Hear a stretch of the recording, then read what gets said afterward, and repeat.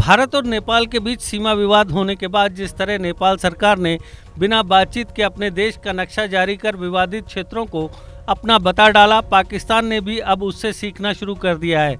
पाकिस्तान के प्रधानमंत्री इमरान खान ने मंगलवार को एक बैठक के दौरान देश का नया नक्शा जारी कर डाला और इसमें लद्दाख, जम्मू कश्मीर के सियाचिन समेत गुजरात के जूनागढ़ तक पर अपना दावा ठोक दिया। पाकिस्तान ने यह कदम 5 अगस्त से पहले उठाया है, जब जम्मू कश्मीर से भारत सरकार के आर्टिकल 370 हटाए जाने को 1 साल पूरा होने वाला है। इमरान खान ने कैबिनेट की बैठक के बाद देश का नया पॉलिटिकल मैप जारी किया। इस मैप में सियाचिन को पाकिस्तान का हिस्सा बताया गया है।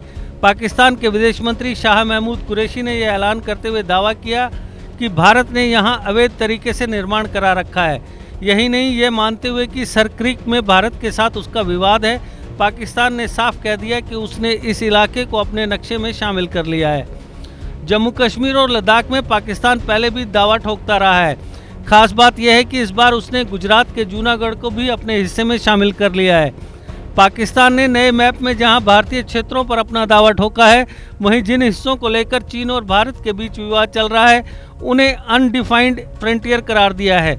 रिपोर्ट्स के मुताबिक अब पाकिस्तान यह नक्शा संयुक्त राष्ट्र के सामने पेश करने की तैयारी में है। खास बात यह है कि यह नक्शा जारी करने से एक दिन पहले ही पाकिस्तान के विदेश मंत्री शाह महमूद कुरैशी जब नियंत्रण रेखा के दौरे पर गए थे तो उन्होंने पिछले साल आर्टिकल 370 हटाए जाने का 1 साल पूरा होने पर कश्मीरियों के साथ समर्थन जताया था।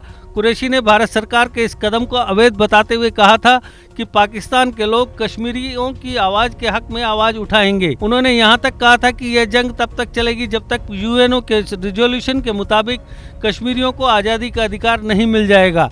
गौरतलब है कि भारत के साथ सीमा विवाद के बाद नेपाल ने भी ऐसा ही किया था। लिपुलेख, कालापानी और लिपियाधुरा को अपना बताते हुए नेपाल सरकार ने अपने देश का नया नक्शा जारी कर दिया। इसके बाद इस नक्शे को संसद में पारित करा लिया। खास बात यह है कि हाल ही में नेपाल के विदेश मंत्री प्रदीप ग्वायली ने कहा कि देश का चीन के साथ कोई सीमा विवाद नहीं है, भारत के साथ है। इसके साथ ही पाकिस्तान ने अपना असली चेहरा भी दिखा दिया है। खुद को कश्मीर के लोगों का शुभचिंतक बताने वाले पाकिस्तान ने खुद ही उन पर अपना हक जमा डाला है। न सिर्फ कश्मीर को विवादित क्षेत्र बताने के अपने रुख से हट गया है, बल्कि कश्मीरियों को उनका अधिकार देने के वादे से भी पलट गया है।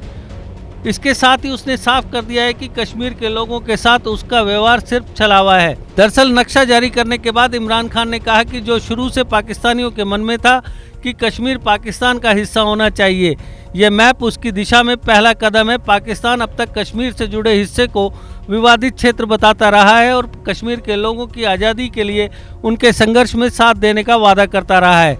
ऐसे में सवाल उठता है कि क्या पाकिस्तान सरकार ने नक्शा देश की आवाम को खुश करने के लिए जारी किया है और ऐसा करके उसने कश्मीर को आज़ादी की लड़ाई में समर्थन आखिर कैसे दिया है। हालांकि जाहिर है कि पाकिस्तान ने कश्मीर की आज़ादी को समर्थन देने के नाम पर खुद ही उन क्षेत्रों को हथियाने की चाल चल डाली। दिलचस्पी की बात यह भी है कि जहां ऐसे क्षेत्रों की बात आई जिन्हें लेकर चीन और भारत के बीच सीमा विवाद है, उन पर पाकिस्तान ने चुप्पी साध ली है। पाकिस्तान के विदेश मंत्री शाह महमूद कुरैशी ने कहा कि सर क्रीक में हिंदुस्तान जो दावा करता था, नक्शे में उसे खारिज कर दिया है।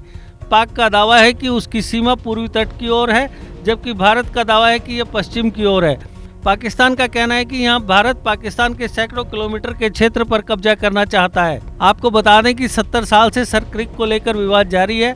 कच्छ के रण की दलदल के क्षेत्र में सर क्रीक 96 किलोमीटर चौड़ा पानी से जुड़ा मुद्दा है। पहले इसे बाणगंगा के नाम से जाना जाता था। ये अरब सागर में खुलता है और एक तरह से गुजरात के रण को पाकिस्तान के सिंध प्रांत से अलग करता है। इसे लेकर कच्छ और सिंध के बीच समुद्री सीमा पर विवाद है। खास बात यह है कि सर क्रीक मछुआरों के लिए अहम संपदा है और इसे एशिया का सबसे बड़ा फिशिंग ग्राउंड माना जाता है। यही नहीं, मुमकिन है कि यहाँ तेल और गैस की मौजूदगी भी हो। पाकिस्तान का दावा है कि 1914 में सिंध सरकार और कच्छ के राव महाराज के बीच हुए बॉम्बे सरकार रेजुलेशन के तहत पूरा क्रीक पाकिस्तान का है। रेजुलेशन के तहत दोनों क्षेत्रों के बीच सीमा क्रीक के पूर्व की ओर की गई है, जबकि भारत का दावा है कि 1925 में बने नक्शे के मुताबिक ये बीच में है।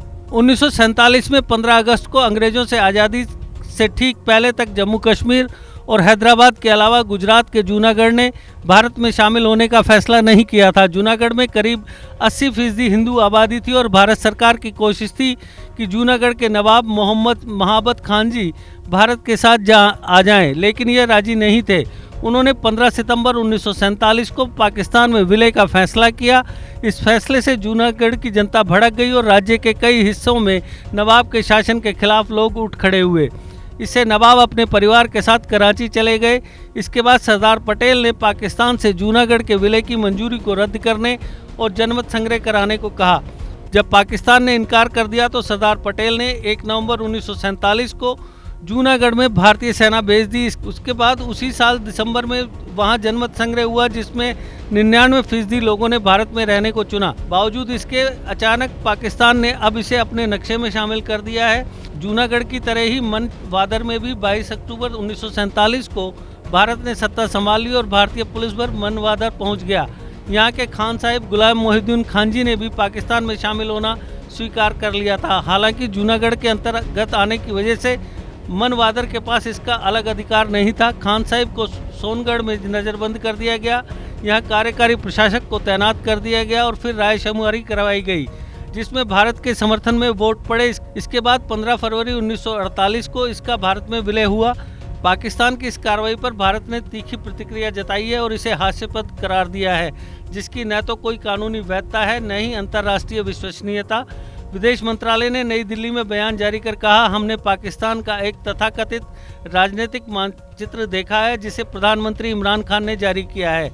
ये राजनीतिक मूर्खता का काम है जिसमें भारत के राज्य गुजरात और केंद्र शासित प्रदेश जम्मू कश्मीर तथा लद्दाख पर बेतुका दावा किया गया है। इसने कहा, इन मूर्खतापूर्ण बातों की न तो कोई कानूनी वैधता है और न ही अंतर्राष्ट्रीय विश्वसनीयता।